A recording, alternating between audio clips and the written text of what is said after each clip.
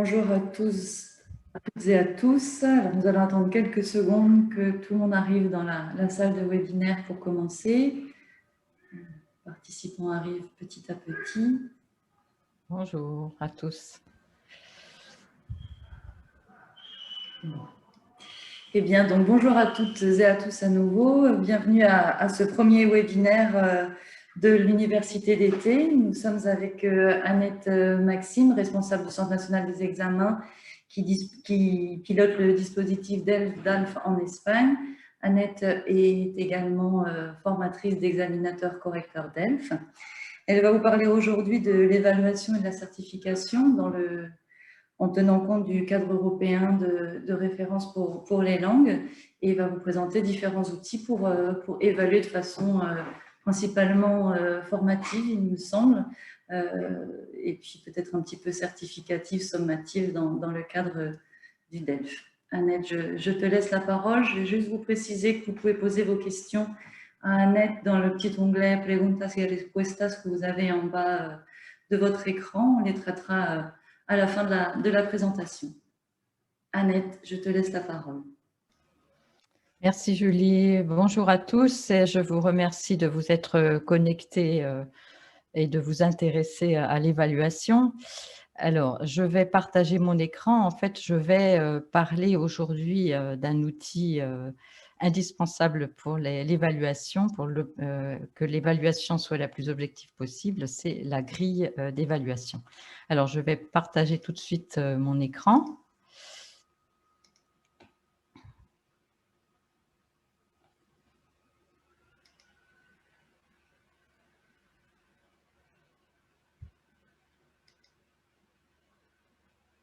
Est-ce que, Julie, tu peux me dire qu'on voit bien mon écran? Oui, c'est bien. Donc voilà, je vais vous parler alors de la grille d'évaluation et bien sûr, je vais toujours parler dans le cadre d'une évaluation conçue dans la perspective du cadre européen, qui est toujours notre guide et notre référence. Alors, je vais parler dans le cadre d'une évaluation, qu'elle soit diagnostique avant la formation, qu'elle soit formative pendant la formation, qu'elle soit sommative à la fin d'une étape ou en fin de formation, ou qu'elle soit certificative, comme dans le cadre du DELF ou du BACIBAC. Alors, bien sûr, avec la grande différence entre l'évaluation certificative où la grille d'évaluation vous sera imposée, vous n'aurez pas le choix de cette grille, alors que dans votre classe, eh bien vous-même, vous pourrez fabriquer votre grille d'évaluation suivant ce que vous voulez évaluer et suivant les performances que vous voulez évaluer chez vos élèves. Je crois que je vais pouvoir enlever mon casque puisque pour l'instant, pas de... Alors, donc, vous savez que dans le cadre européen, une des caractéristiques de l'évaluation conçue dans le cadre européen, c'est l'évaluation critériée. C'est-à-dire qu'on va évaluer avec une liste de critères qui sera la base commune à tous les correcteurs dans le cadre d'une évaluation certificative. Et vous, pour votre classe, ce sera une base commune pour tous vos élèves. Donc, nous n'allons pas évaluer de manière subjective, puisque nous allons pouvoir suivre chacun des critères et pouvoir ainsi mesurer la performance de nos élèves, de nos candidats pour chacun des critères.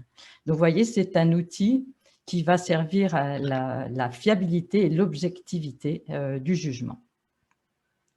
Alors, une grille d'évaluation, donc qu'est-ce que c'est? Bien, c'est une liste de critères avec en regard une échelle qui va pouvoir mesurer le degré de performance décrite par chacun des critères.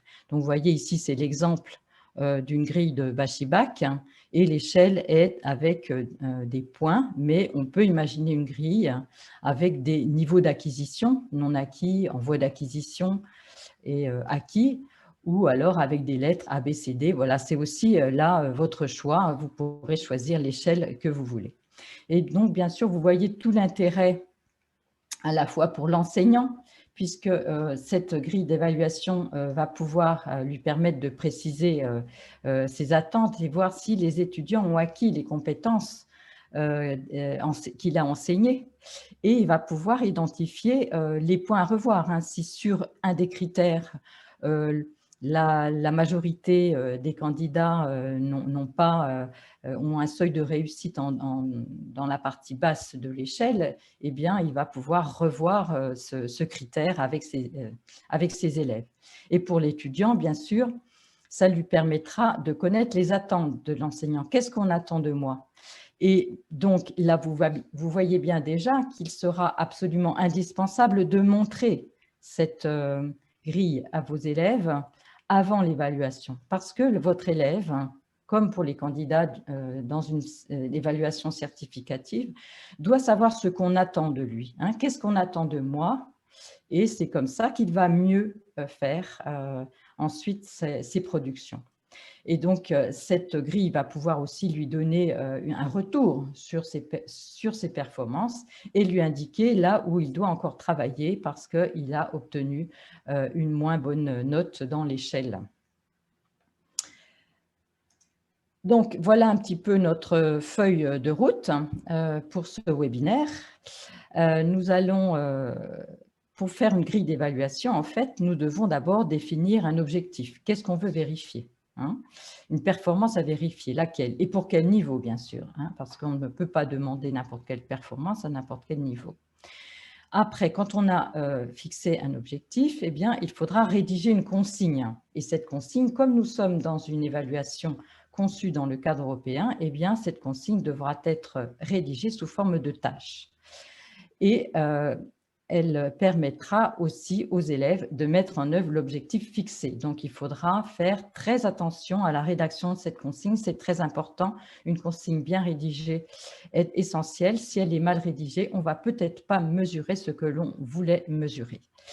Ensuite, eh bien, une fois qu'on a l'objectif et la consigne, eh bien, on va pouvoir établir la liste des critères. Et nous allons pouvoir fixer un barème, comme je vous le disais, avec des points, des lettres ou des niveaux d'acquisition. Et bien sûr, on devra être en cohérence avec les objectifs, parce que ce barème, si j'ai un objectif précis, il faut que le nombre de points pour ce barème-là soit en cohérence, si c'est l'objectif principal que je veux mesurer.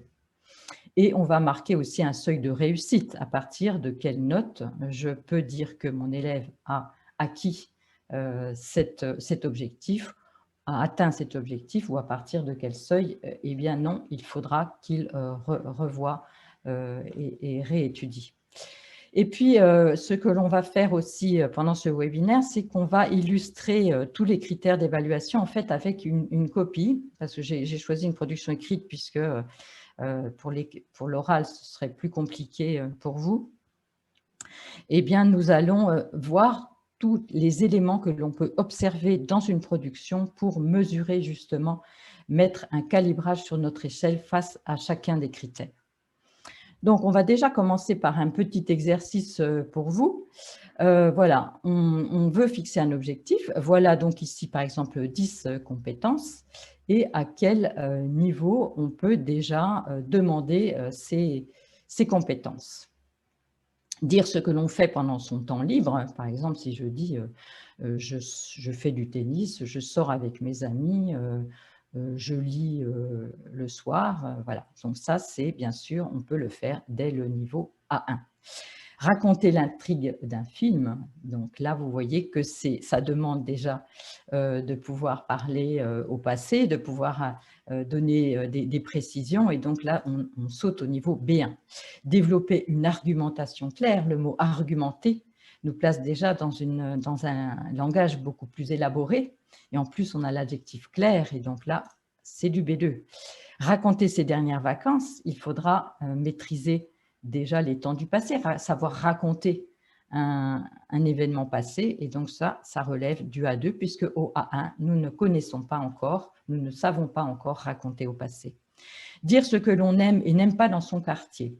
Alors, on peut le dire de façon très simple au A1, mais si on le veut le dire de manière un petit peu plus élaborée, avec un petit peu plus de détails, eh bien, on va le fixer au niveau A2. Faire un exposé de manière claire et méthodique, vous voyez, donc faire un exposé, ça veut dire parler en continu de quand même quelques minutes, et les adjectifs clairs et méthodiques ici nous situent aussi dans une langue assez élaborée et construite, et donc au B2. Donner des conseils pour partir en voyage et donc utiliser le mode conditionnel, eh bien ça relève du B1. Remplir un formulaire, voilà, avec le nom, le prénom, l'adresse, la nationalité, c'est quelque chose de très simple, donc ça relève du A1. Dire le temps qu'il fait, il fait beau, il pleut, c'est du A1 aussi. Et écrire un message pour remercier, refuser une invitation, proposer autre chose, eh bien ces actes de parole relèvent du A2. Donc vous voyez qu'il est très important de pouvoir savoir exactement pour chacun des niveaux de vos élèves quelles compétences vous pouvez leur demander. Il est clair qu'on ne pourra pas demander à un élève de niveau A1 de faire un exposé de manière claire et méthodique. Alors, une fois qu'on a donc défini notre compétence avec le niveau, eh bien, nous allons donc rédiger la consigne donc, qui doit être sous forme de tâche, hein, puisque vous savez que nos élèves en classe, ce sont des élèves de français, mais ce sont aussi des individus qui vivent dans une société et donc qui coagissent avec les autres comme tout un chacun. Ils ont un rôle dans la vie réelle. Ils sont aussi des individus dans la vie réelle et pas seulement en classe de français. Et donc, cette consigne, eh bien, elle doit permettre aux élèves de mettre en œuvre l'objectif que l'on s'est fixé. Alors, voyons voir. On va donner quelques exemples. Alors là, par exemple, si je vise la compétence convaincre quelqu'un et je vise le niveau B1. Donc, voilà un exemple de consigne que l'on peut trouver. C'est une consigne que j'ai tirée du DELF B1 Interaction orale. Par exemple, voilà, vous proposez à un de vos amis d'aller au Salon des métiers qui vient juste de commencer. Mais il ne veut pas y aller. Vous discutez avec lui pour le convaincre de l'intérêt de cette sortie. Et l'examinateur joue le rôle de l'ami. Alors, pourquoi est-ce qu'on peut dire qu'il s'agit bien d'une tâche ? Parce que nous avons un contexte et une situation de communication. C'est-à-dire que l'élève, il doit toujours savoir, en fait, dans cette tâche, dans la vie réelle, qui suis-je? Eh bien, là, il est lui-même. Hein. Il s'adresse à qui? À un ami. Pourquoi faire? Pour le convaincre de l'intérêt de l'accompagner au Salon des métiers. Et donc, les actes de parole qui vont être mis en œuvre, c'est proposer et convaincre. Donc, vous voyez que pour placer, si vous voulez, sa langue, on doit savoir qui on est, à qui on s'adresse et pourquoi faire. Et c'est dans une situation concrète de communication, du type de vie réelle, que l'on pourra exactement savoir comment, quoi dire et comment le dire. Alors, un autre exemple, si j'ai toujours ma compétence visée convaincre, mais en plus avec de l'argumentation, et si je vise cette fois le niveau B2, eh bien voilà un autre exemple, cette fois écrit, production écrite du DELF B2. Vous passez une année dans un lycée français afin de découvrir le monde professionnel. Afin de découvrir le monde professionnel, les élèves souhaiteraient faire un stage d'une semaine dans une entreprise. En tant que représentant des élèves, vous écrivez une lettre à votre professeur principal. Vous expliquez les motivations des élèves de la classe et vous essayez de le convaincre de l'intérêt de ce projet. Donc là encore, on a bien affaire à une tâche puisque nous avons un contexte et une situation de communication. Et bien là encore, puisque cette consigne s'adresse à un élève de Esho Bachillerato, donc eh bien, il est lui-même, il est cette année dans un lycée français, il est représentant des élèves qui souhaitent faire un stage dans une entreprise.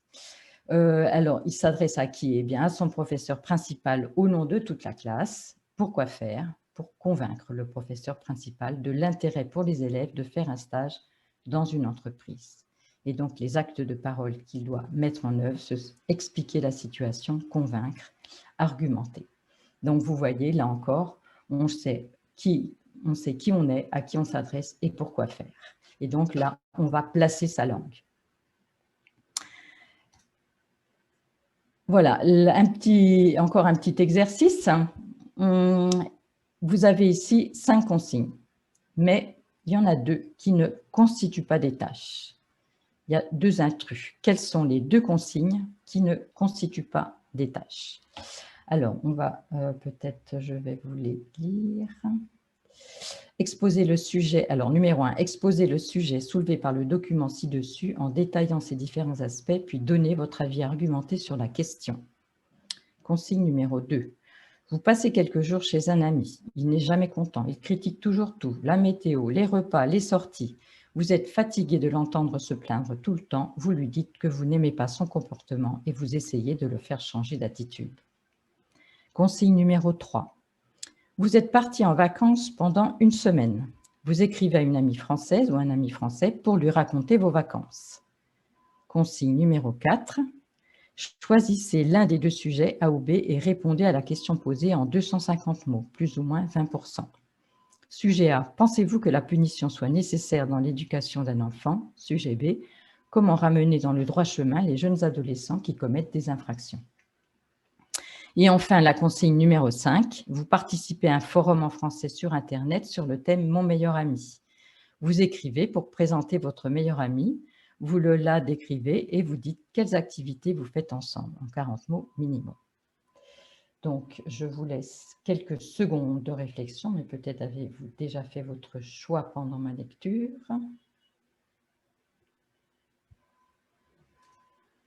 Vous voyez bien qu'ici, les deux intrus, les deux consignes qui ne constituent pas des tâches, c'est la consigne numéro 1 et la numéro 4. En effet, qui on est, on ne sait pas, à qui on s'adresse, on ne sait pas. Alors que dans les 2, 3 et 5, nous savons qui on est, à qui on s'adresse et pourquoi faire. Il est donc très important de vraiment rédiger les consignes sous forme de tâches. Alors, on va voir maintenant, si vous voulez, on va balayer les critères d'évaluation, bien sûr toujours en gardant comme référence notre cadre européen. Et donc, le cadre européen définit 3 composantes de la compétence communicative. Et ce sont ces compétences-là qui vont nourrir nos critères d'évaluation. Alors, nous allons passer à chaque fois en revue chacune de ces compétences et nous allons à chaque fois donc illustrer avec une production où nous allons voir dans la copie, l'exemple, quels sont les éléments que l'on peut vérifier, observer dans cette copie pour pouvoir calibrer le critère correspondant. Alors, la compétence socio-linguistique, qu'est-ce que c'est? Eh bien, c'est tout ce qui relève des règles de politesse, les salutations, le tutoiement, le vouvoiement, le registre. Alors, les salutations, donc là, vous voyez bien l'intérêt de savoir à qui on s'adresse, puisque dans nos 2 exemples, si j'ai un ami ou mon professeur de français, je ne vais pas leur dire par écrit les mêmes salutations. Bonjour ou monsieur. Donc, on va vérifier dans la copie à chaque fois, est-ce qu'il y a présence d'une formule de salutation d'accueil et de congé, et est-ce qu'elles sont adéquates, adaptées à l'interlocuteur. Donc, nous allons voir aussi après dans la production, qu'elle soit orale ou écrite, eh bien, si le candidat ou l'élève dit bien tu ou vous selon à qui il s'adresse. Et le registre, bien sûr, va avec. Bien sûr, par exemple, on ne pourra pas dans une lettre formelle dire « j'en ai assez », par exemple, mais je tiens, par exemple, à vous faire part de mon indignation face à ce problème. Ou on ne pourra pas dire « je sais que vous avez plein de boulot », qu'on pourrait dire à un ami, à des amis, mais on va devoir dire, par exemple, « je suis bien consciente du volume de vos tâches à la direction », voilà. Ce genre de registre. Donc, il faut être, bien sûr, il faut savoir à qui on s'adresse. Et les règles de politesse, j'entends aussi, par exemple, dans une interaction dans un lieu public, au théâtre, au cinéma, dans une boutique, eh bien, merci, s'il vous plaît. Voilà, on va aussi vérifier si, dans une interaction, notre élève ou notre candidat sait utiliser ces règles de politesse. Donc, par exemple, ici, pour notre DELF B1 qu'on a vu tout à l'heure sur l'interaction orale, les formules d'accueil que l'on attend, eh bien, c'est bonjour ou salut. Et à la fin, ben, au revoir ou à tout à l'heure, à demain. Vous voyez ce genre d'éléments observables qu'on va pouvoir glaner. Les règles de politesse, il va peut-être lui dire « merci, s'il te plaît, allez, viens ». Et puis le registre, eh bien, cette fois, là, ce sera non formel, hein, c'est un ami, donc un registre standard, et eh bien, notre élève va tutoyer son ami. Par contre, si on regarde maintenant notre écrit B2, avec cette lettre formelle, eh bien, voilà, on va passer à un autre registre. Hein. Les salutations, c'est monsieur. Formule de congé, par exemple, hein, je vous prie d'agréer monsieur, mes salutations distinguées. Et puis, voilà, les règles de politesse hein, à l'intérieur de cette lettre formelle. Par exemple, nous vous remercions de bien vouloir prendre notre demande en considération, ou nous serions heureux de pouvoir vous expliquer de vive voix notre projet, etc. Hein. Donc, le registre est bien formel et le candidat devra, vous voyez bien sûr, son interlocuteur dans cette lettre formelle. Alors, nous allons voir justement, c'est une copie, nous allons pouvoir déjà voir une première copie et voir quels sont les éléments qu'on peut observer concernant cette compétence socio-linguistique. Alors voilà, ça c'est une autre consigne, comme ça nous permet aussi de voir une autre consigne. Voilà un exemple, vous résidez en France, vous écrivez au maire de votre ville pour vous indigner des nuisances sonores provoquées tous les soirs par les jeunes qui fréquentent le nouveau centre culturel. Au nom de l'association Quartier Calme, dont vous êtes le ou la présidente, vous lui signifiez votre indignation et vous lui faites des propositions pour améliorer la situation. Donc, vous voyez bien qu'il s'agit d'une tâche. Nous avons bien un contexte. Hein, il y a un nouveau centre culturel qui crée des nuisances sonores dans le quartier. Le candidat, eh bien, il est le président ou la présidente de l'association Quartier Calme et il doit quoi faire? Eh bien, il doit rédiger une lettre formelle au maire de la ville au nom de l'association. Pourquoi faire? Eh bien, pour montrer son indignation et faire des propositions d'amélioration.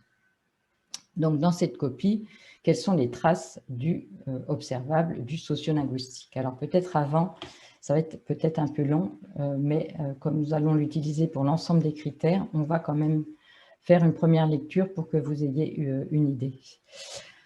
Bonjour, je suis la présidente de l'association Quartier Calme et je vous écris en raison de certains problèmes originés par l'ouverture du nouveau centre culturel de la ville.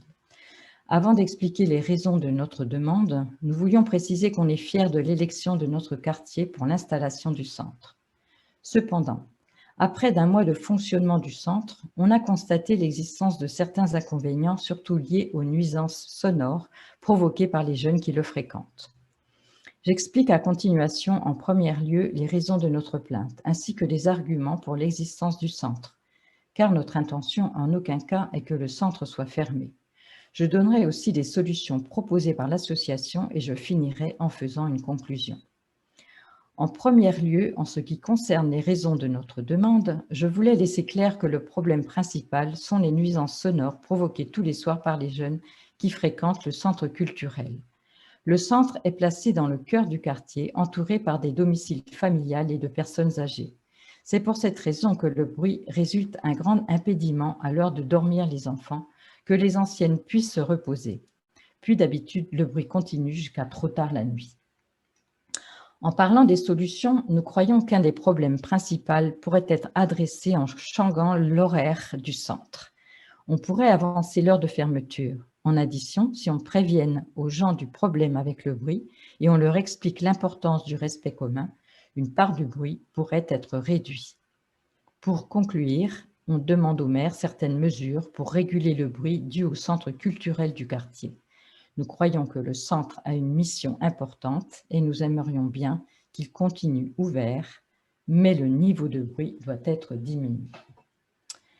Donc, alors, désolé hein, pour cette lecture un peu longue, mais c'était nécessaire. Donc, regardez, qu'est-ce qu'on peut observer concernant la compétence sociolinguistique?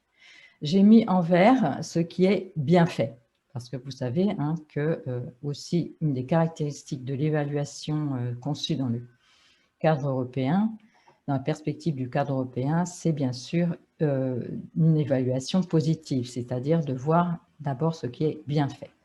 Donc ici, notre candidate, eh bien, elle dit bien « vous » à son interlocuteur, donc ça c'est OK.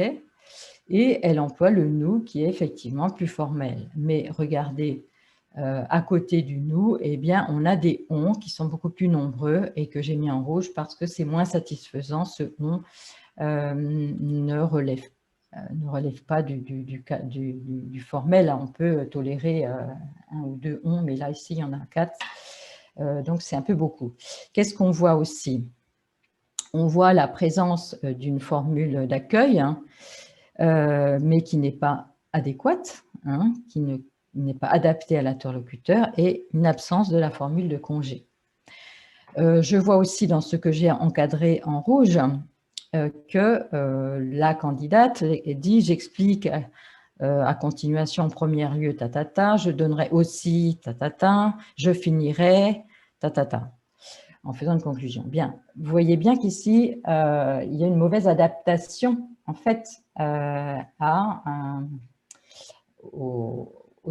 ce qu'on demande, au type de texte que l'on demande. On n'écrit pas ça dans une lettre formelle. Donc ici, il y a un décalage. Ça relève d'un écrit académique, hein, ou d'un exposé, mais ça ne relève pas, on ne dit pas ça dans une lettre formelle. Autant la première ligne, elle dit « je vous écris », donc elle s'adresse au maire, mais regardez dans le dernier paragraphe, pour conclure, on demande au maire certaines mesures. Donc là, elle a oublié en fait qu'elle s'adressait au maire et elle parle du maire à la troisième personne.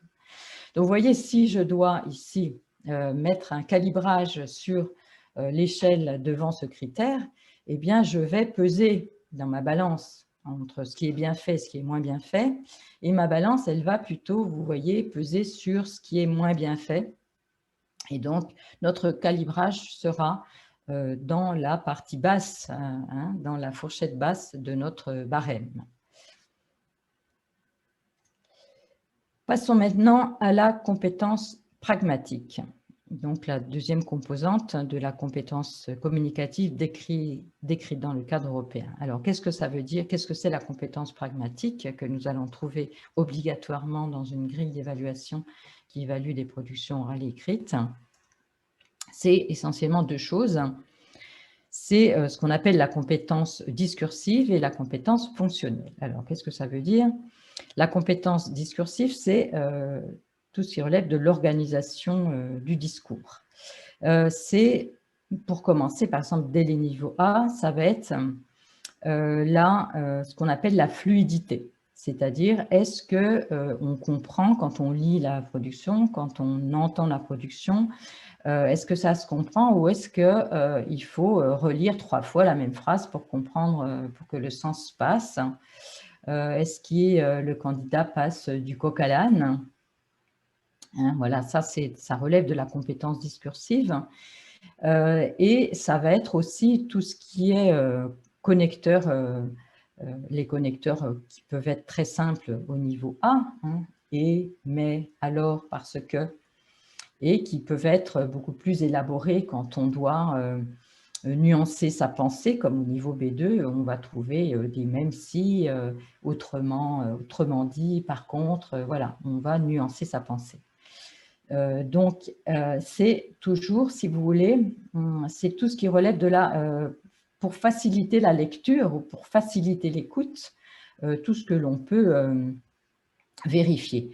C'est par exemple aussi, bien sûr, la mise en page, puisque c'est si notre candidat, notre élève écrit tout en un seul bloc, même quand il passe à une autre idée, il ne facilite pas la lecture.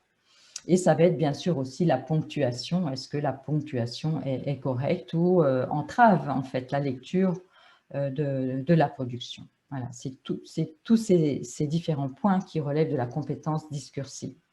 Quant à la compétence fonctionnelle, eh bien c'est la mise en œuvre des actes de parole. C'est-à-dire qu'est-ce qu'on demande dans la consigne, et donc c'est toujours bien en rapport avec la consigne. Est-ce que dans la consigne on demande de refuser, de proposer, de se plaindre, de s'indigner, comme dans notre exemple là?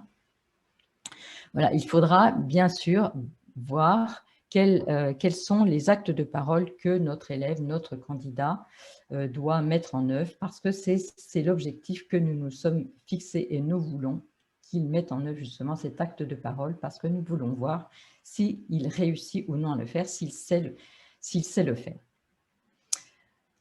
Alors ici, par exemple, si je reprends notre exemple d'interaction orale de niveau B1, eh bien, voilà, on attendra pour l'organisation du discours, un discours cohérent et organisé sans rupture de sens.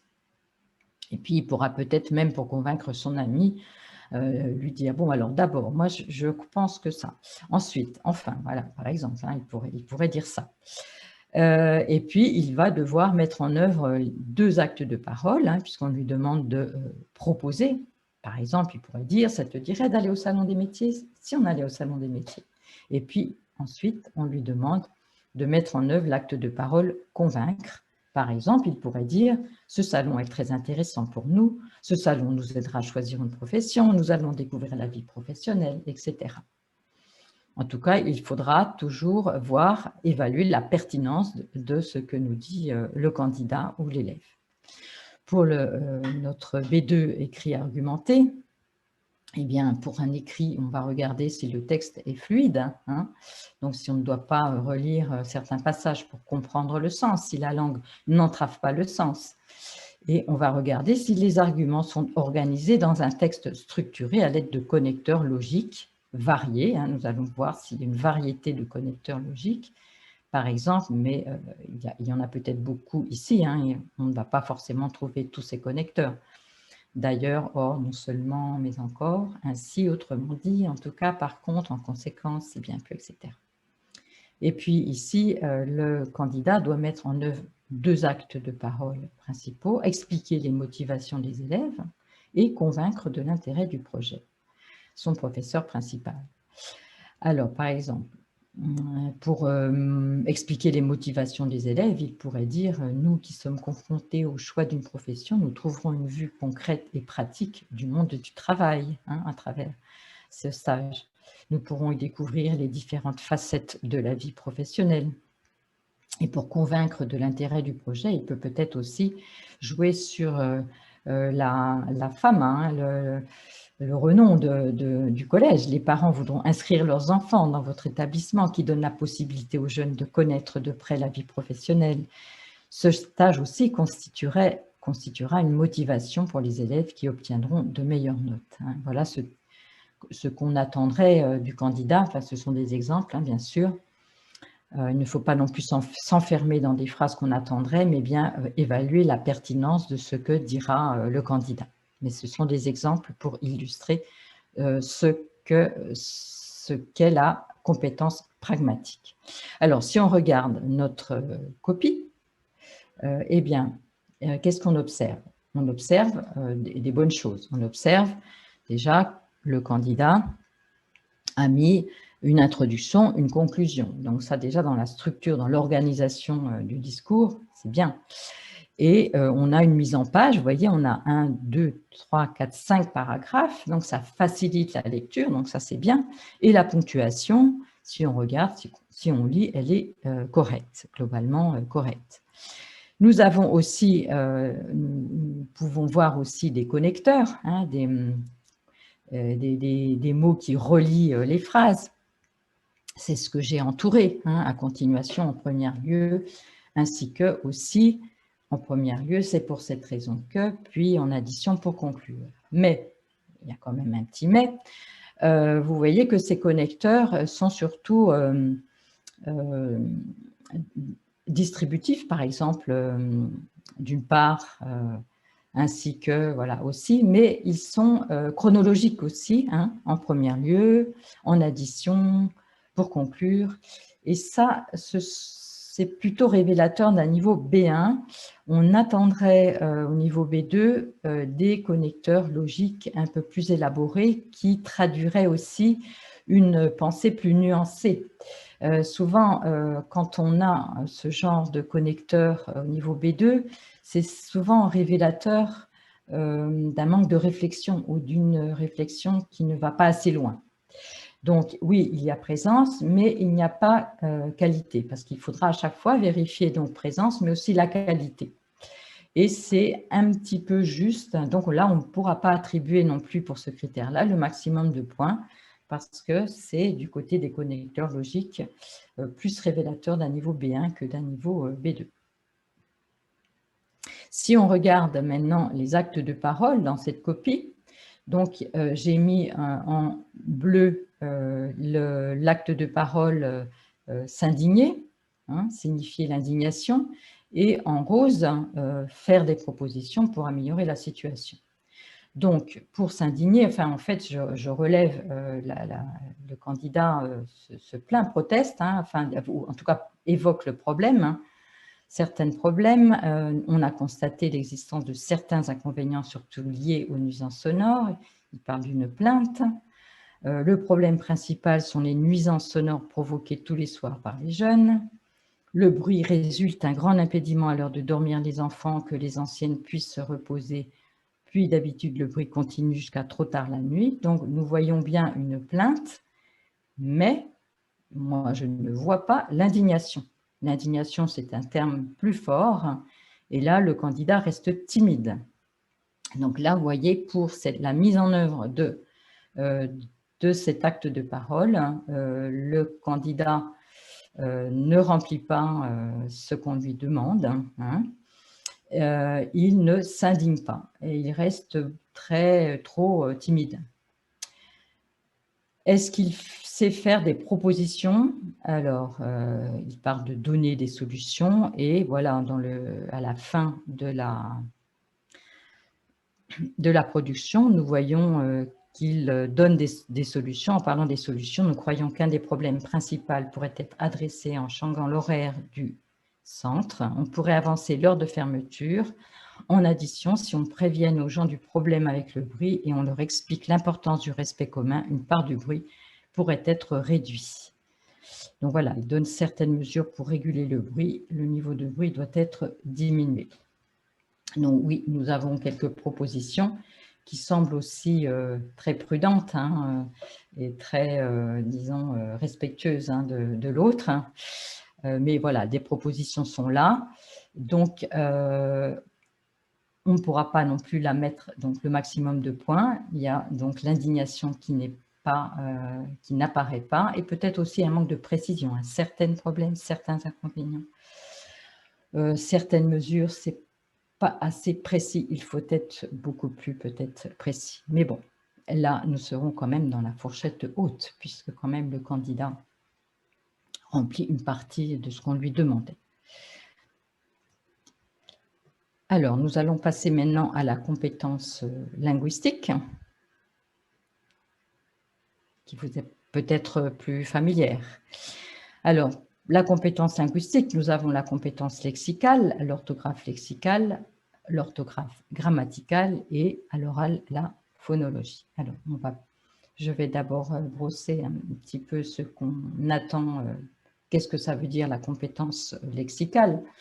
La compétence lexicale, c'est l'étendue et la maîtrise du vocabulaire. Alors, l'étendue, c'est-à-dire, est-ce que le candidat possède une variété, connaît une variété de mots? Est-ce qu'il va toujours répéter l'élève, ou est-ce qu'il va dire l'élève, le lycéen, l'écolier, l'apprenant, voilà, et montre qu'il connaît plusieurs mots de vocabulaire pour éviter les répétitions? Est-ce qu'il va utiliser les mots choses, les mots il y a, les verbes faire, hein, qui sont des mots passe-partout, ou est-ce qu'il va avoir un vocabulaire plus précis? La maîtrise aussi, c'est bien sûr éviter les faux amis, hein, ce qu'on trouve souvent dans les copies. Pourtant, au lieu de par conséquent, pour traduire por lo tanto, ou la différence entre espérer et attendre, voilà, cette confusion-là, eh bien, ça relève aussi de la compétence lexicale. Est-ce que notre candidat aussi n'invente pas des mots calqués sur l'espagnol, hein? Et bien sûr, au niveau A, cette compétence lexicale, eh bien, ce sera seulement de maîtriser les mots élémentaires, hein, de la langue. Dans cette compétence lexicale aussi, vous devrez faire attention au niveau. Si, par exemple, il y a une variété de mots dans une copie B2, mais que ces mots sont des mots qui relèvent du niveau A, qu'on connaît déjà au niveau A, vous n'aurez pas matière à voir si le candidat connaît des mots de niveau B2. Donc, vous ne pourrez pas mettre la totalité des points, même si vous avez une variété de mots. Il faut aussi regarder si on a des mots qui relèvent du niveau demandé. L'orthographe lexicale, eh bien, c'est l'orthographe des mots, double voyelle, tous les accents, par exemple. Et là encore, suivant le niveau, si notre niveau candidat B2 n'écrit que des mots de niveau A et ne fait aucune erreur, on ne pourra cependant pas lui mettre le maximum de points à l'orthographe lexicale, eh bien parce qu'on n'aura pas matière, là encore, à évaluer sa capacité à orthographier les mots de niveau B2.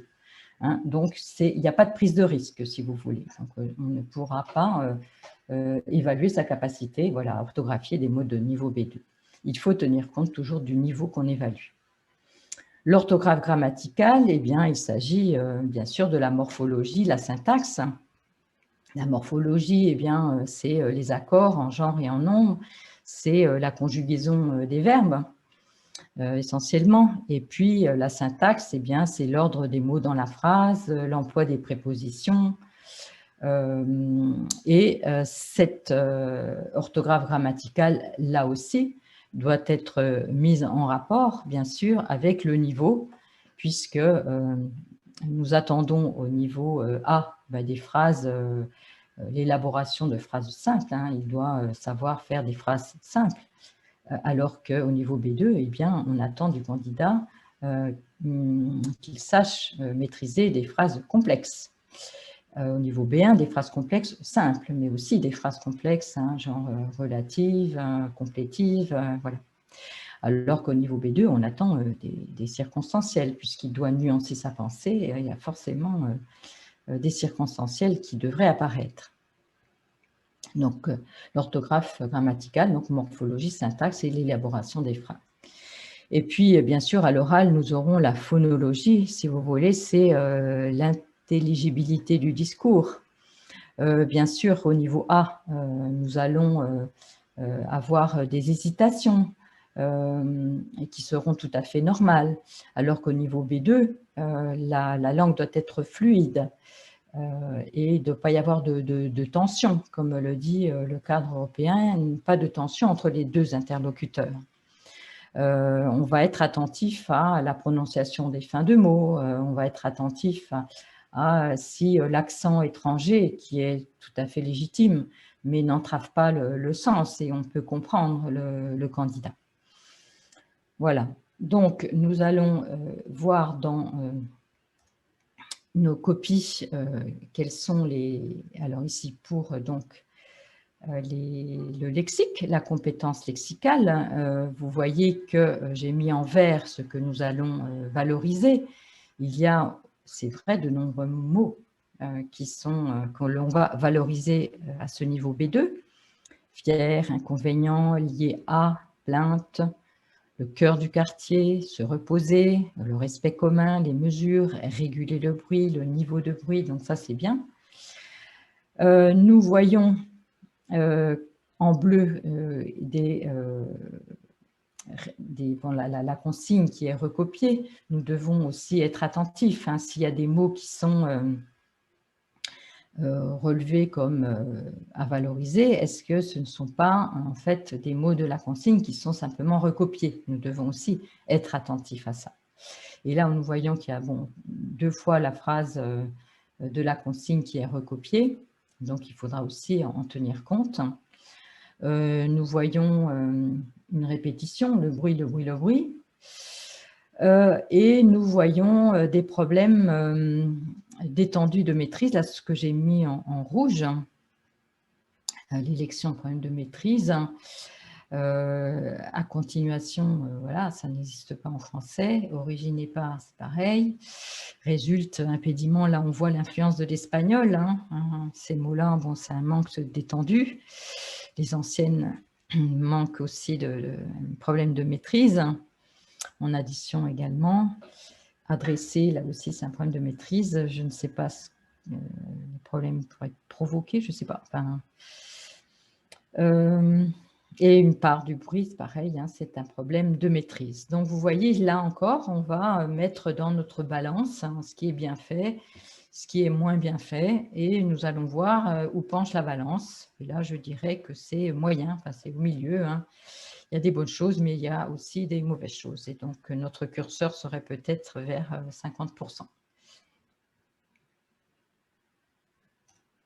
Si nous regardons l'orthographe, nous voyons qu'il n'y a pas beaucoup d'erreurs. Bon, un U oublié, là, nouveau, des problèmes d'accent sur élection, AG, un double consonne commun, adressé, c'est un seul D et deux S, vous voyez le A de existence, et conclure. Bon, donc on ne pourra pas mettre le maximum de points, mais dans l'ensemble, quand même, globalement, ce candidat sait orthographier les mots. Ici, donc nous avons les éléments de l'orthographe grammaticale. Alors, j'ai mis en vert ce que nous allons valoriser. Hein. Il y a une variété vous voyez, de temps. Il y a du présent, de l'imparfait, du futur, du conditionnel. Donc, cette variété de temps est appréciable. Alors, j'ai mis en rouge les problèmes qui relèvent de la morphologie et en orange les problèmes qui relèvent de la syntaxe. Et vous voyez qu'en rouge, nous avons des problèmes d'accord en genre et en nombre. Et ça, ce sont des problèmes qui, au niveau B2, pèsent lourd dans la balance. Parce qu'effectivement, il ne faut surtout pas compter le nombre d'erreurs et enlever un nombre de points. Hein. C'est surtout pas comme ça, en tout cas, quand on fait une évaluation dans la perspective du cadre européen. Il faut vraiment éviter ce travers parce que de toute façon, les erreurs n'ont pas le même poids. Donc, ce n'est pas la même chose de faire une erreur de féminin ou de pluriel au niveau B2 que de faire une erreur sur un subjonctif d'un verbe comme le verbe acquérir qui est compliqué. Vous voyez, ça n'a pas il y a des erreurs qui pèsent plus lourd que les autres. Donc ici, il y a effectivement des erreurs qui relèvent, je dirais même du niveau A. Hein. Ensuite aussi des erreurs de syntaxe. Hein. Après d'un mois, je voulais laisser clair que les anciennes, là, si on prévient aux gens et avec le bruit, donc aussi des problèmes de syntaxe. Donc là, notre curseur peut-être serait vers la moitié, voire un petit peu moins de la moitié. Hein. Il faudrait voir aussi si l'élaboration des phrases fait en sorte qu'on a aussi, s'il n'y a que des phrases simples, eh bien, on ne pourra pas voir si le candidat il maîtrise par exemple le subjonctif. Hein. Et donc, regarder l'élaboration des phrases, nous avons une certaine variété hein, de voix passives, originée par, proposée par, entourée par. On a des gérondifs en parlant, en changeant, hein, problème ici de morphologie. Il y a d'autres aussi structures de phrases en raison d'eux avant d'expliquer en ce qui concerne qui fréquente, c'est pour cette raison que si on prévient. Alors, si je vois... Ah, il y a aussi, j'oubliais de citer les complétifs, nous voulions que, nous croyons que. Bien, si je regarde ce que l'on peut demander au niveau B2, je vois qu'effectivement, il y a une certaine variété, mais là encore, un petit peu simple, hein, que ça relève plus du niveau B1 que du niveau B2. Hein. Nous n'avons ici aucune phrase circonstancielle qui montrerait quand même une élaboration de la phrase qui relève d'un niveau B2. Donc, et peut-être aussi révélateur justement de cette candidate qui est un peu timide, hein, qui ne s'indigne pas, donc qui reste un peu timide en fait. Hein. Alors, pour savoir ce que l'on est censé attendre d'un candidat à chacun des niveaux, nous avons bien sûr des référentiels. Hein. pour savoir ce qu'un candidat est censé savoir, non seulement du point de vue lexical, mais aussi du point de vue grammatical. Et nous avons ces outils. Et sur la droite, vous avez cet inventaire linguistique, qui est une espèce de résumé. Alors, même si vous voyez B2, c'est un inventaire linguistique qui va du A1 au C1 et qui est vraiment un très bel outil que vous pouvez télécharger sur Google. Si vous tapez inventaire linguistique, vous aurez ce document qui vous sera très utile pour savoir qu'est-ce qui relève de chacun des niveaux.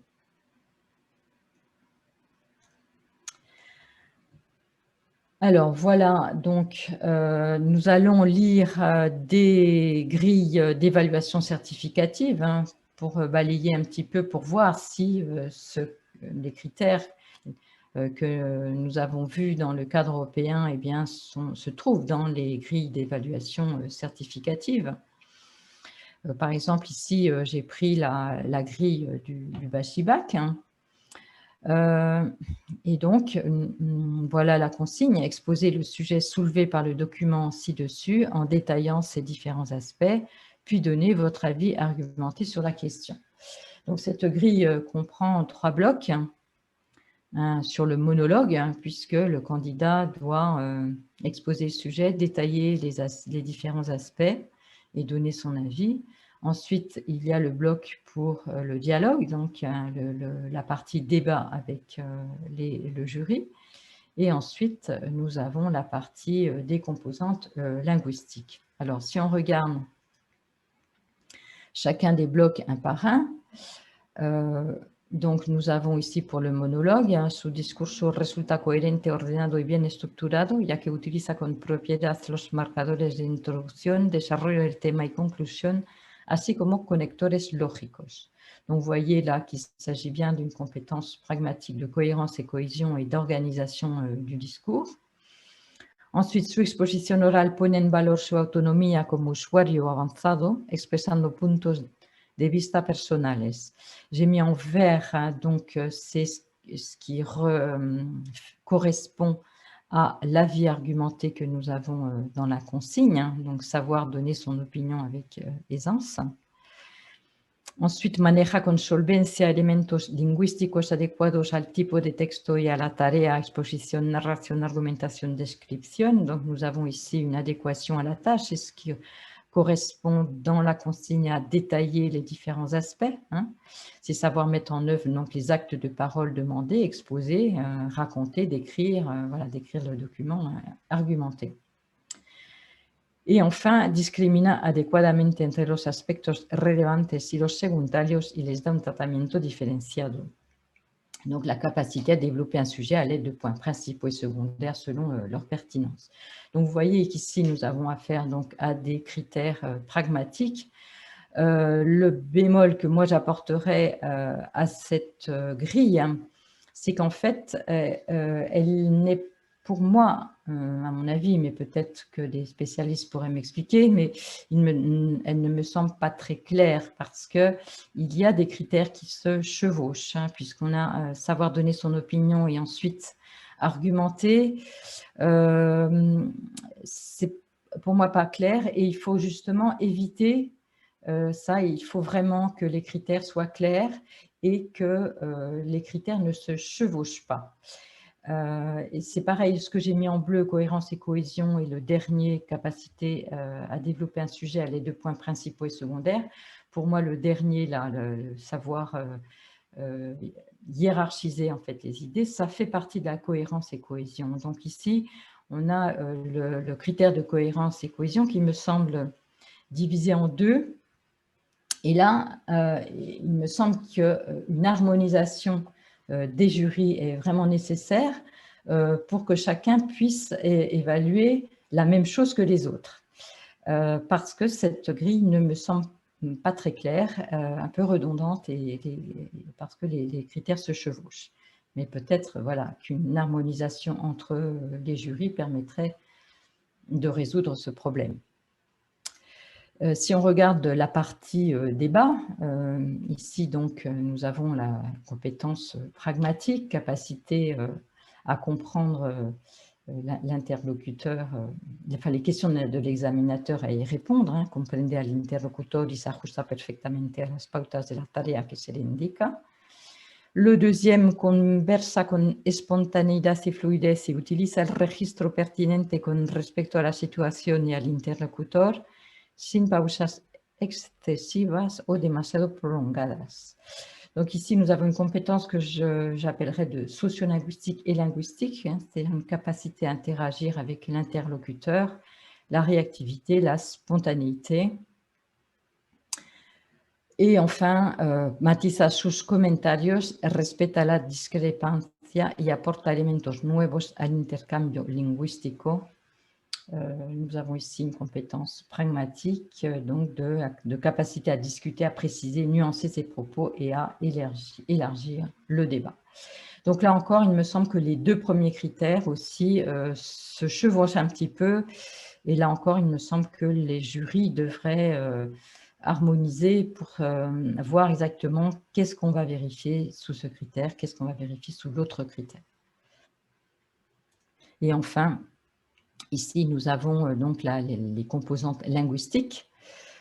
Su expresión es natural y fluida, distingue registros formales e informales y tiene una pronunciación, rythme intonación adecuados. Donc là, c'est clair qu'on a affaire à la phonologie. Hein. Est-ce que le candidat a acquis une prononciation, une intonation claire et naturelle? Ensuite, utiliza un léxico rico, preciso et adecuado al contexto. Ici, c'est bien la compétence lexicale qui va être vérifiée. Est-ce que le candidat aura acquis un lexique précis et varié qui correspond à la situation proposée? Et enfin, la partie grammaticale dans le troisième critère, demostrando la solvente competencia gramatical, utiliza estructuras variadas y no comete errores morfológicos o sintácticos. Donc là, nous sommes bien dans la compétence en morphosyntaxe. Est-ce que le candidat a acquis un bon contrôle grammatical? Est-ce qu'il sait utiliser des structures variées et élaborées, comme le dit le cadre européen? Si on regarde le B1, là, notre petite consigne de tout à l'heure, hein, l'interaction orale du B1, alors il faut savoir que le B1 à l'oral, en fait, a 3 exercices. Donc ici, je n'ai pris que les critères qui évaluent l'interaction orale et qui évalueraient donc cette simulation dont on a parlé au long de ce webinaire. Eh bien, voilà, le DELF B1 évalue avec 3 critères pragmatiques cette interaction orale, peut faire face sans préparation à des situations même un peu inhabituelles de la vie courante. Donc, ici, on va vérifier le respect de la situation et des codes socio-linguistiques.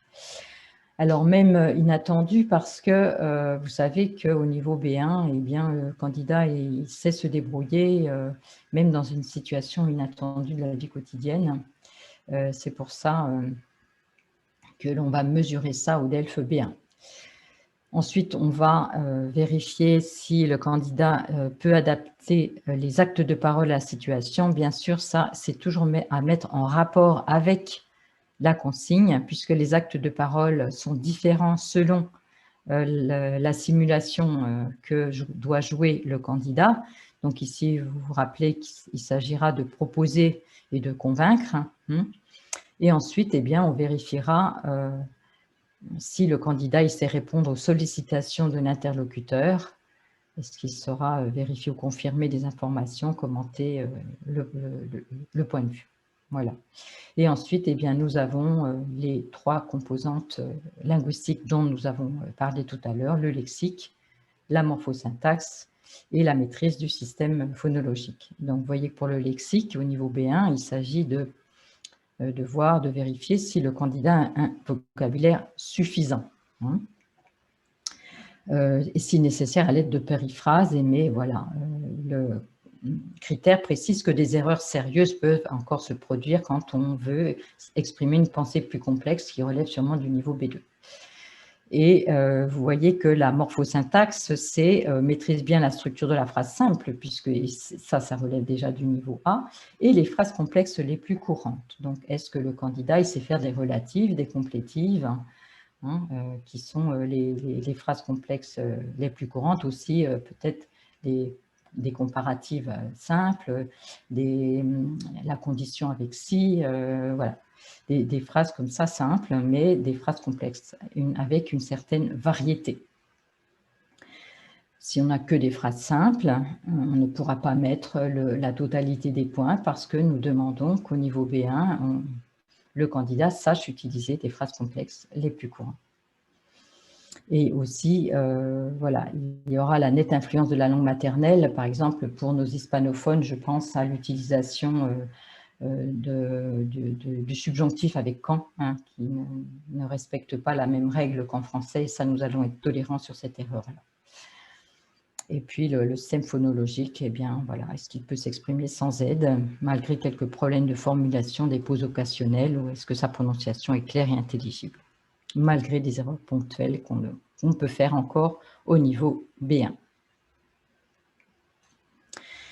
Pour le niveau B2, un petit exercice pour vous. Voilà les critères du DELF B2 qui évalue, enfin ça c'est des critères pragmatiques, hein, qui évaluent cet écrit donc, du B2, qui évalue donc cette consigne que nous avons déjà travaillé en amont. Donc là, j'ai mis donc les critères pragmatiques de la grille d'évaluation du DELF B2, de la production écrite du DELF B2, mais j'ai mis un intrus. Donc, est-ce que l'intrus, c'est le respect de la consigne, le code socio-linguistique, capacité à raconter, d'écrire, capacité à argumenter, ou la cohérence et la cohésion? Où est l'intrus? Alors, est-ce que le respect de la consigne, c'est respecte la situation et le type de production demandé, respecte la consigne de longueur minimale indiquée. Code socio-linguistique peut adapter sa production à la situation, au destinataire et adopter le niveau d'expression formelle convenant aux circonstances. Capacité à raconter, à décrire, peut décrire de manière simple des aspects quotidiens de son environnement et des événements, des activités passées, des expériences personnelles. Capacité à argumenter, peut développer une argumentation en soulignant de manière appropriée points importants et détails pertinents. Cohérence et cohésion, peut relier clairement les idées exprimées sous forme d'un texte fluide et cohérent, respecte les règles d'usage de la mise en page, la ponctuation est relativement exacte. Alors, quel est l'intrus?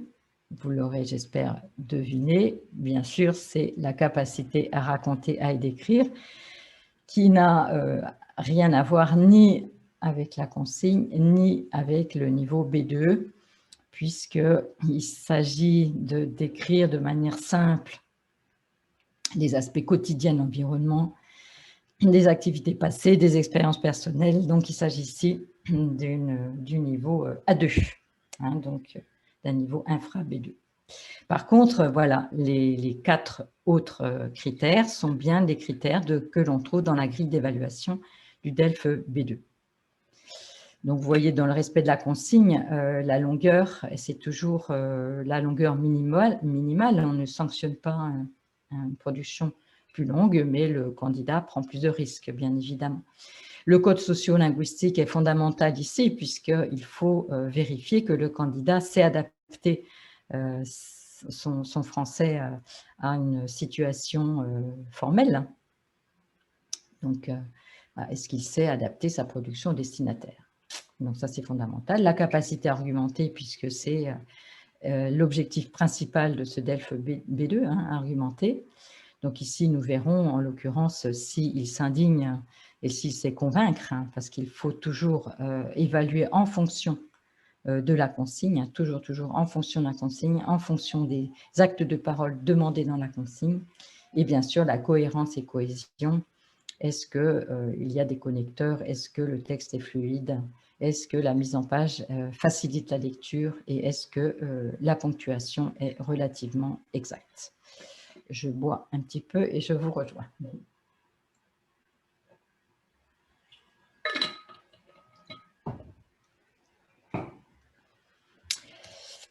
Et donc, notre DELF B2, eh bien aussi, bien sûr, sera évalué avec des critères linguistiques, hein, donc l'étendue du vocabulaire, la maîtrise du vocabulaire, la maîtrise de l'orthographe, ça pour la compétence lexicale. Et puis, pour la compétence grammaticale, la compétence morphosyntaxique et le degré d'élaboration des phrases. J'attire juste votre attention, vous voyez, sur le critère de maîtrise du vocabulaire, le correcteur. Pardon. Le correcteur ne pourra pas mettre une note supérieure à la maîtrise par rapport à l'étendue. Pourquoi? Parce que si l'étendue du vocabulaire, imaginez, relève du niveau A, eh bien, on ne pourra pas avoir matière à évaluer la maîtrise du vocabulaire si les mots sont très simples. C'est pour ça que la note de la maîtrise du vocabulaire ne peut pas être supérieure à la note de l'étendue. Voilà, donc, nous revenons donc sur notre feuille de route, hein, pour que je puisse vous préciser encore certains petits détails. Donc, pour fabriquer donc, votre grille d'évaluation, vous allez premièrement donc, définir l'objectif. Hein. Votre objectif, qu'est-ce que vous voulez vérifier? Est-ce que vous voulez vérifier si si vos élèves savent raconter au passé, si ils savent proposer une activité à un ami? Enfin voilà, il faudra préciser ce que vous voulez évaluer et bien sûr adapter cet objectif au niveau de vos élèves.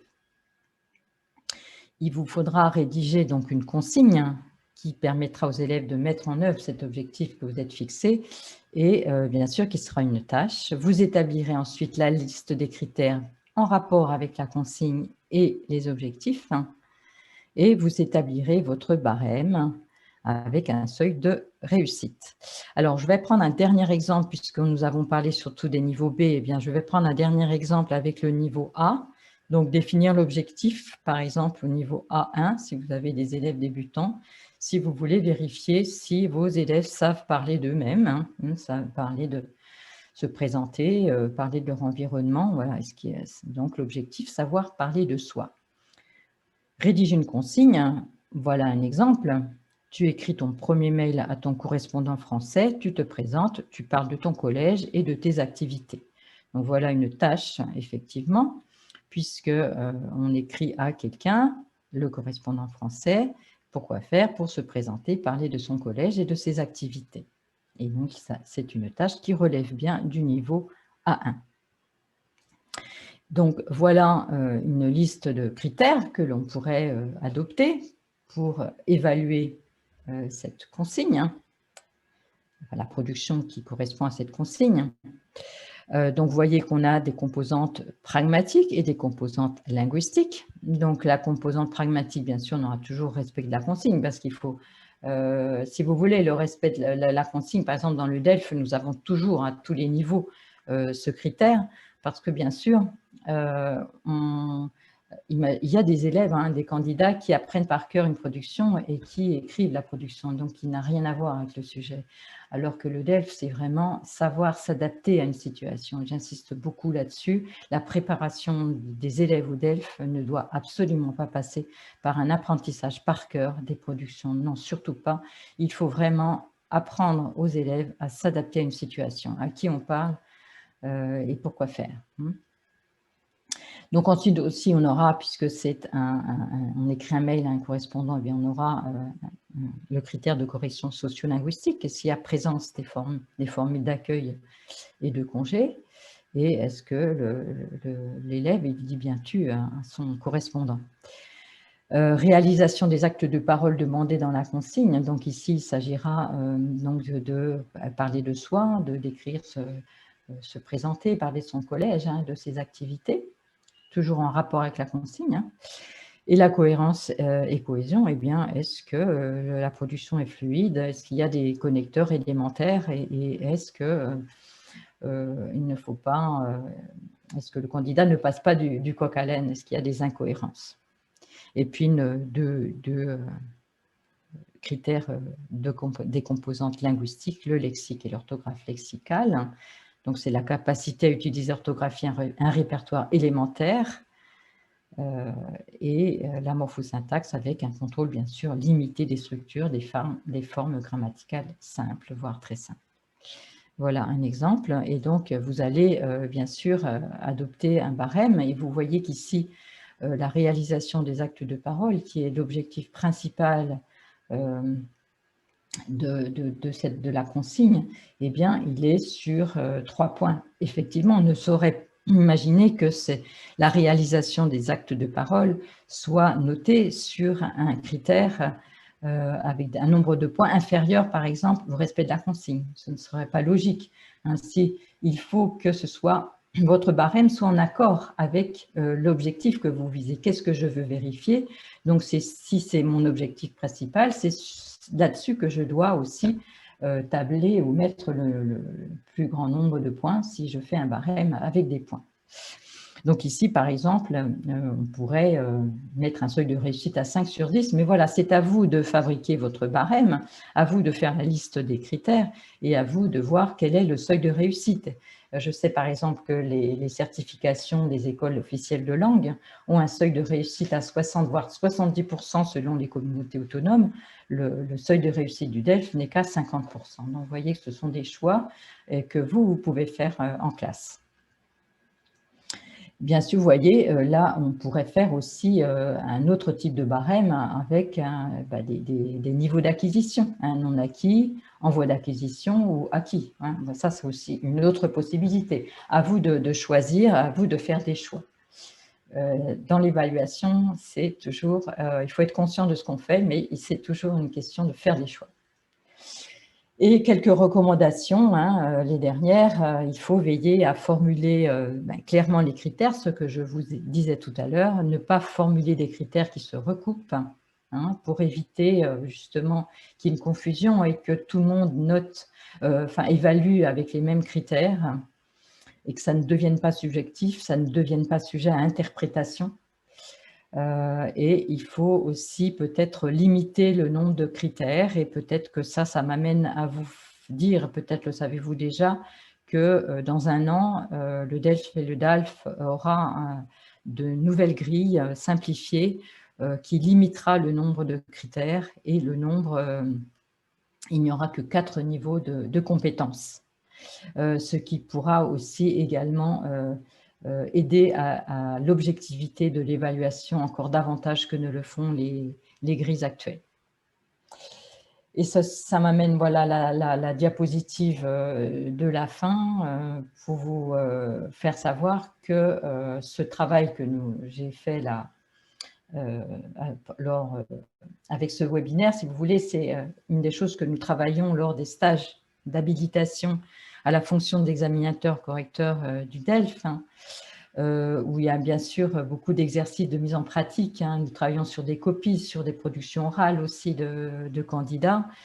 Donc, les objectifs des stages d'habilitation, eh bien, c'est découvrir les notions clés, les descripteurs de compétences du cadre européen, s'approprier les principes d'évaluation préconisés par France Éducation Internationale, mais qui sont ceux du cadre européen, découvrir bien sûr les épreuves du DELF en profondeur, savoir lire les grilles d'évaluation, justement on apprend vraiment à évaluer critère par critère et à voir les éléments observables dans les copies. Et on apprend à évaluer des épreuves de compréhension écrite et orale et des productions écrites et orales. Donc nous organisons régulièrement des stages d'habilitation pour les centres d'examen. Il y en a 32 dans le pays. Et aussi dans le cadre du DELF scolaire, vous savez, ce DELF que l'on propose aux établissements publics dans le cadre de conventions que nous avons signées avec les Consejerías d'Educación de 10 communautés dans le pays. Voilà, je vous remercie pour votre attention et je vais retirer mon document pour écouter vos questions. Merci Annette pour cette présentation très claire et très complète, tellement complète qu'il n'y a pas beaucoup de questions, à vrai dire. Alors, il y en a une pratique. Les participants demandent si ta présentation sera pourra être déposée sur le Google Drive qui a été prévu pour le... Oui, tout à fait. Et de toute façon, je crois que ce webinaire est enregistré, donc vous pouvez le revoir. Oui. Et je vous ai mis d'ailleurs le lien dans le chat à 2 reprises pour pouvoir après avoir accès au webinaire d'Annette et aux autres webinaires de l'Université d'été. On a une question au niveau de l'évaluation. Alors, Il y a une participante qui demande s'il existe des outils spécifiques pour évaluer la compétence linguistique dans les copies d'histoire du Bachibac. Alors, j'imagine qu'il doit y avoir peut-être quelques critères déjà dans les grilles du Bachibac, mais peut-être. Alors, je ne connais pas, je suis désolée, hein, je ne les connais pas. C'est très certainement un chantier très intéressant à faire. Moi, je ne suis pas du tout une spécialiste d'histoire, mais on peut déjà voir que quand on a une copie d'histoire, on est par exemple amené à parler, à décrire et à parler au passé. Donc forcément, voilà, dans les compétences linguistiques qu'on va demander aux candidats, eh bien, ce sera, enfin voilà, suivant la consigne, encore une fois, hein, il faudrait que je vois un sujet d'histoire, hein, mais je veux bien, moi, réfléchir sur cette question qui m'intéresse. Hein. Voilà, si la consigne, elle demande de parler d'un événement historique, eh bien, on va peut-être sûrement voir si le candidat il est capable de raconter cet événement au passé, justement. Hein. Et puis pour la compétence linguistique pure, on peut peut-être tirer, c'est un niveau B2 qui est attendu au Bachibac, tirer déjà des items aussi de… Oui, tout à fait. De toute façon, il y aura toujours la cohérence et cohésion. Est-ce qu'on comprend ce qui se fait comprendre, ce candidat? Est-ce que c'est bien structuré? En dehors de la matière en elle-même, est-ce que c'est vrai ce qu'il dit ou pas? Oui. Je pense que cette personne, ce professeur peut se baser tout à fait sur ces critères pragmatiques qu'on a vus aujourd'hui. Très bien, merci Annette. Il y a une question concernant les nouvelles grilles du DELF. Où est-ce que l'on pourra les trouver, ces grilles? Alors moi-même, je ne les connais pas, donc un peu de patience. France Éducation Internationale ne les a pas mis encore à notre disposition, mais sachez que ce sera non plus l'échelle, en fait, ne sera plus par point, mais par niveau d'acquisition. Hein. Voilà, il y aura 4 échelons de niveau d'acquisition. Et il y aura moins de critères, comme vous avez vu tout à l'heure au niveau B2, étendue du vocabulaire, maîtrise du vocabulaire, orthographe lexicale, eh bien, on peut supposer, imaginer que ces 3 critères-là seront regroupés en un seul critère de compétence lexicale, où on va finalement, le correcteur va balayer, va chercher les éléments observables de ces 3, de l'étendue, de la maîtrise et de l'orthographe, mais dans un seul critère. Ce qui permet en fait d'être encore plus objectif, parce que effectivement, quand on a trop de critères, oui, on peut avoir des écarts de notes davantage entre les correcteurs. C'est vrai. Et on a une idée de la date de parution de ces nouvelles grilles? Alors normalement, ça devrait être à la rentrée donc 2022-2023. D'accord. Oui. Très bien. Oui, mais écoute Annette, il n'y a pas d'autres questions. Hein, je pense que vous pourrez, oui, avoir relevé… J'espère que je n'ai pas été trop vite. Je ne pense pas. Hein, on est dans les temps de toute façon. Donc, n'hésitez pas si vous avez encore quelques questions à formuler. Je pense qu'avec la présentation qui sera déposée et puis le webinaire, vous aurez le temps aussi de regarder à votre rythme à nouveau la présentation d'Annette. Eh bien, écoutez, merci Annette à nouveau. Non, merci à vous tous de votre attention, de votre participation et bonne suite d'université d'été. Bon courage à tous et à bientôt. Merci à tous et oui. Au revoir. Merci Julie pour ta